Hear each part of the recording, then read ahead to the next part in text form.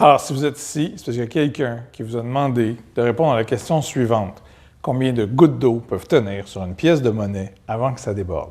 Évidemment, la pièce de monnaie n'a pas d'importance, mais ce qui a de l'importance, c'est la démarche scientifique qui a suivi. Fait que vous avez probablement fait vos hypothèses, vous avez émis un chiffre, puis vous avez essayé de dire pourquoi vous pensez que c'était ce chiffre-là.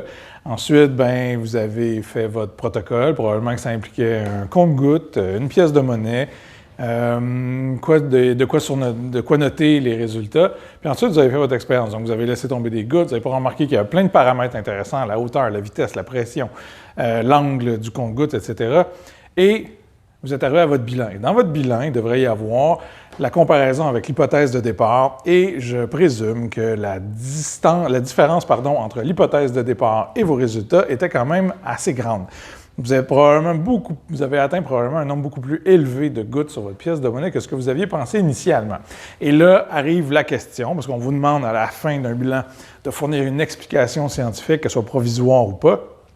Et là, vous vous demandez, mais mon Dieu, que s'est-il passé? Comment est-ce possible qu'autant de gouttes puissent tenir sur une pièce de monnaie avant que ça déborde? Le but de la capsule, c'est de vous expliquer pourquoi.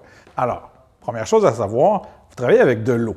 Si vous vous rappelez ce que c'est l'eau, ce sont des molécules d'hydrogène et d'oxygène qui forment des petites molécules ensemble. Ça nous prend un atome d'oxygène pour 2 atomes d'hydrogène pour former la plus petite goutte d'eau possible. Et la plus petite goutte d'eau ressemblerait à ça. Moi, je l'appelle affectueusement la molécule Mickey Mouse parce qu'elle a un gros atome d'oxygène, 2 petits atomes d'hydrogène. L'atome d'oxygène a une charge positive, ce qui va faire que d'un côté de la goutte, on va dire qu'il y a une charge positive, et de l'autre côté de la goutte, les atomes d'hydrogène vont avoir une charge négative, ce qui fait qu'on a une goutte bipolaire. Rien à voir avec le DSM, elle n'a pas besoin de consulter personne, mais elle est bipolaire, c'est-à-dire qu'elle a un pôle positif et un pôle négatif. Ça a des incidences sur comment les gouttes d'eau se comportent quand elles sont une à côté de l'autre. Dans un verre d'eau, par exemple, chaque goutte peut aller s'agripper à sa voisine d'en haut, d'en bas, à côté, en diagonale, tout ça comme ça, ils vont s'agripper ensemble. Celles qui sont à la surface, par contre, peuvent s'agripper avec celles qui sont à côté et celles qui sont en dessous, mais ils n'ont rien à s'accrocher en arrière. Ce qui va faire qu'à la surface, il va y avoir une petite tension qui va se créer. La raison pour laquelle ça fait ça, c'est que si on transformait les gouttes d'eau, au lieu d'un modèle atomique, qu'on allait mettre des gouttes d'eau comme s'il y avait des petites mains et des petits pieds, et que les petites mains étaient du négatif, on va prendre la même couleur, et que les pieds étaient du positif, on remarque que les gouttes d'eau, c'est juste une main qui peut attacher un pied, une main, un pied, une main et un pied et une main. Vous ne verrez jamais 2 pieds ensemble ni 2 mains ensemble. Elles se repousseraient. Les charges étant identiques, elles se repousseraient comme des aimants.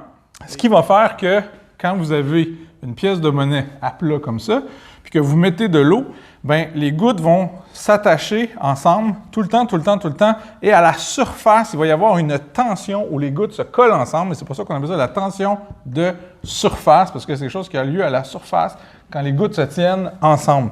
Mais ce n'est pas un lien si solide que ça, c'est pour ça qu'à un moment donné, celles qui sont à l'extérieur se tiennent ensemble, à un moment donné, il va y avoir rupture de ce lien-là. Au secondaire, vous vous rappelez peut-être, on vous a parlé de pont hydrogène. C'est vraiment le pont que l'hydrogène fait avec l'oxygène d'à côté qui fait que ça se tient ensemble. Mais il y a une limite à ça. On avait déjà fait l'expérience avec des enfants de maternelle, et certains enfants, quand ils voyaient ça, ils parlaient du dôme de la peau. Et à un moment donné, il y a un enfant qui a dit « c'est comme si les petites gouttes d'eau se faisaient des colleux ». Et c'est exactement ce qui se fait, ils se font des colleux. Et à un moment donné, ils vont se décoller. D'ailleurs, l'ennemi numéro 1 des colleux d'eau, vous essayerez ça la prochaine fois que vous faites la vaisselle, c'est avec du savon. Alors, le savon, ça s'appelle un surfactant, ça c'est le terme scientifique, mais ce que ça fait, c'est que ça va briser la tension superficielle de l'eau. On appelle ça aussi tension superficielle ou de surface, c'est la même chose. Et le savon, il va aller briser cette tension-là, et c'est ça qui va faire en sorte que vous allez pouvoir laver les choses plus facilement. Mais ce qu'il faut retenir, c'est que si vous avez beaucoup plus de gouttes d'eau que vous pensiez que ça dépasse la superficie de la pièce de monnaie, c'est vraiment parce que les gouttes d'eau peuvent se tenir ensemble avec une certaine limite. Et c'était ça, la tension superficielle ou de surface de l'eau.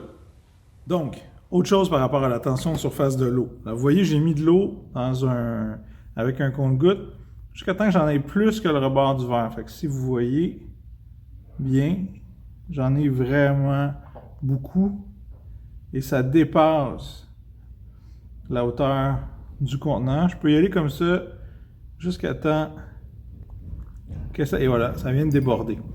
Là, ce que vous faites, vous prenez un ballon, vous le frottez sur vos cheveux pour accumuler une charge d'électricité statique qu'on appelle, qui va être une charge négative.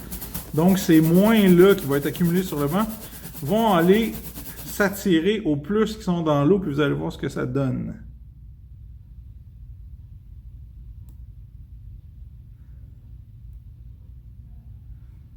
Vous avez peut-être même entendu l'éclair. Je n'ai pas touché à l'eau. Et ça bouge. Quand je vous parlais aussi de briser la tension de surface de l'eau, vous pouvez prendre un verre d'eau comme ça. Vous prenez n'importe quoi qui flotte, genre du poivre. Quelque chose qui va flotter donc à la surface. Et là, ça, le poivre, ça va flotter. Bon, parce que c'est plus léger. Mais c'est aussi à cause de la tension de surface de l'eau. Et là, ce que vous devez faire, c'est briser cette tension de surface de l'eau-là. Vous pouvez prendre un petit bâton comme ça, puis vous mettez du savon, comme ça, sur le dessus, au bout. Pas besoin d'en avoir beaucoup. Juste assez, vous voyez, j'ai mis un peu de savon, pour aller ici maintenant. Et vous voyez, instantanément, la tension est brisée.